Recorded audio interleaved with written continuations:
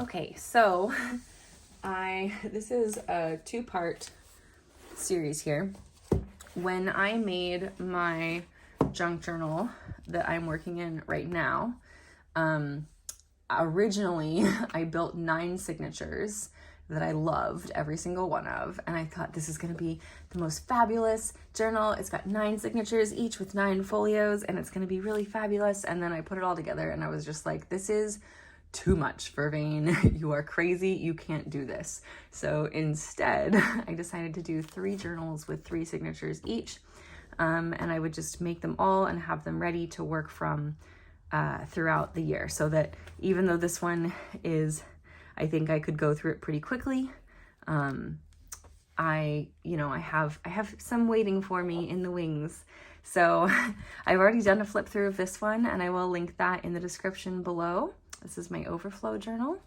But I will now do flip throughs of these 2.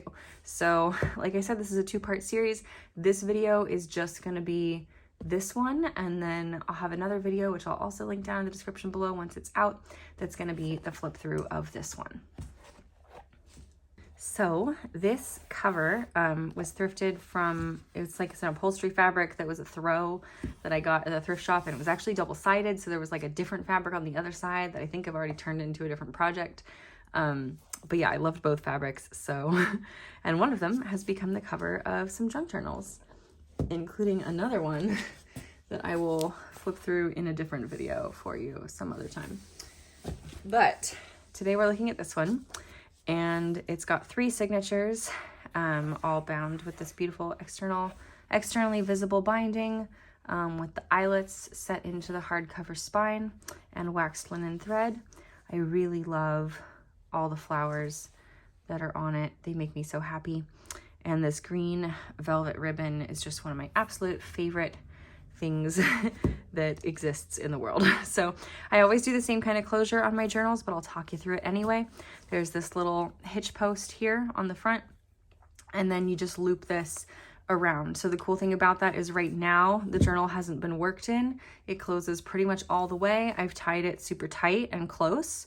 But then as it grows, I can just tie the bow further up the ribbon so that there will be plenty of room, and just, tie a longer loop. So there will be plenty of room for this to grow with the same closure. Also, if I ever wanted to change the ribbon out, it's just tied through an eyelet. So I totally could take the ribbon out and change it out for a different one if I wanted to. Don't want to. Might someday, I guess. Could. But I really love this because it has all the beauty of a traditional tie closure, but you don't have to tie it and untie it every time you open and close it. So there's that. And then we open it up and we have this beautiful, beautiful William Morris wrapping paper that just makes me so happy. And I was kind of down to the last of this paper. So I don't know if you can tell, but it's kind of pieced together. So this is a piece, and then this is a piece, and then the spine is a separate piece that wasn't long enough. So there's another piece patching the bottom of the spine, but that's all under where the signatures are sewn in. So you can really hardly see it at all. Got to take a tiny water break here. Okay. So we start with the flap of one of my favorite envelopes that I've ever owned. I got like 5 of these when I was like 10, and never sent them to anyone, and have been hoarding them my entire life. There's one in the back of my first junk journal. I might have sent one to somebody at some point. This might be my last one that I have left. I'm not sure.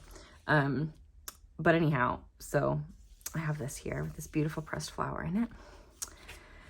And then we've got this magazine page that says Wildest Dreams. One of my favorite hand-dyed, botanical dyed pieces of paper. Tea-dyed with leaves and stuff, Magic of Eye. This is from a instructional botanical watercolor book. Love this side, and I love how that plays with this Trader Joe's greeting card. It says treat yourself. With a fun inside. We've got some coffee lace dyed paper. The flap of another envelope. This one's like metallic bronze copper kind of color, and it's kind of pearlescent on the inside. And then this is from my pre-Raphaelite book. This was This was the centerfold of a signature, and so I was able to keep this whole painting intact. It does kind of fold really easily here because this was the centerfold. But I'm gonna end up putting something here to reinforce it so it doesn't do that as much, because I really love this painting. And then there's the rest of that metallic envelope. Coffee dyed lace paper. You deserve to be pampered. It's the back of the greeting card. Botanical illustration. Magic of I. The botanical die. And then this is, so the front of this magazine page says the wildest dreams bit. And this one says shadow play. So I thought this would be a fun place to journal about like dreams and visions. And maybe keep those like in here. And then like journaling about shadow work in here.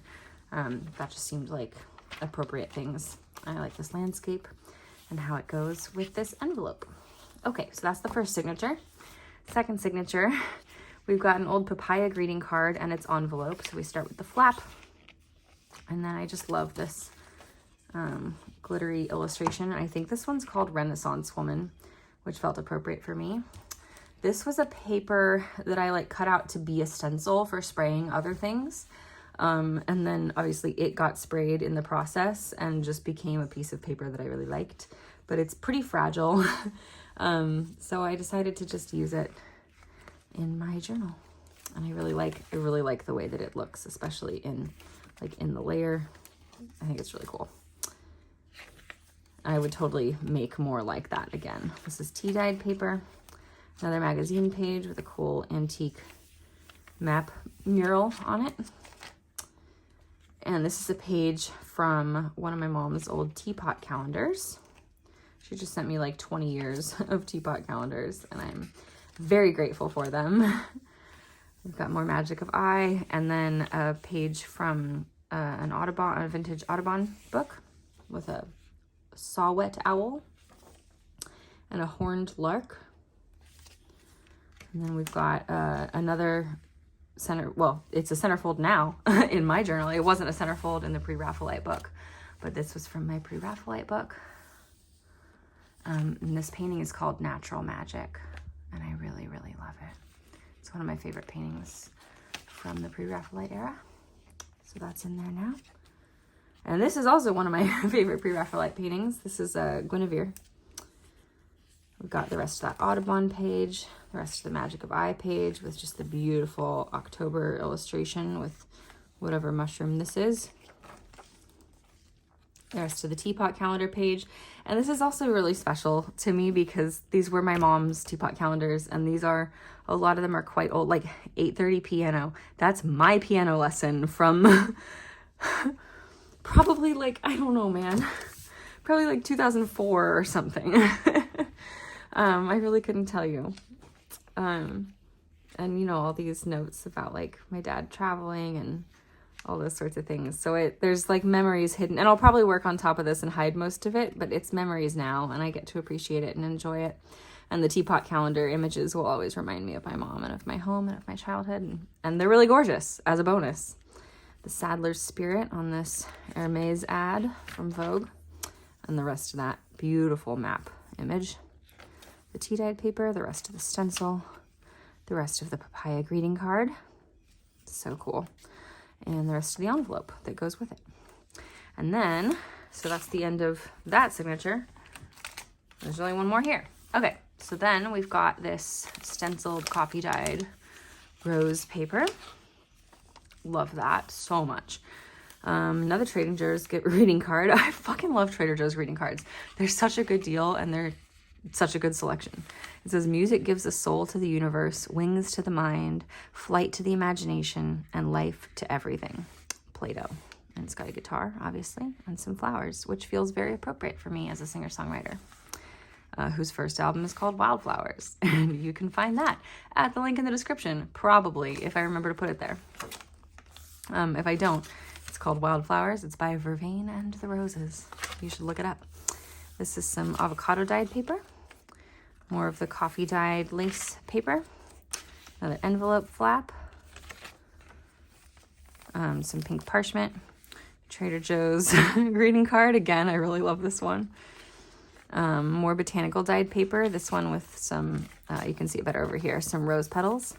And maybe my favorite Audubon page because it's blue jays on this side, which we have plenty of at this house, and a raven on this side, which is very magically and mystically important to me.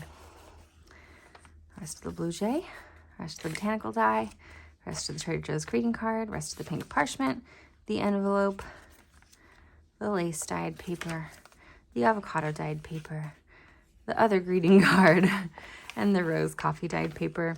And that brings us to the William Morris liner again, and that is this whole journal.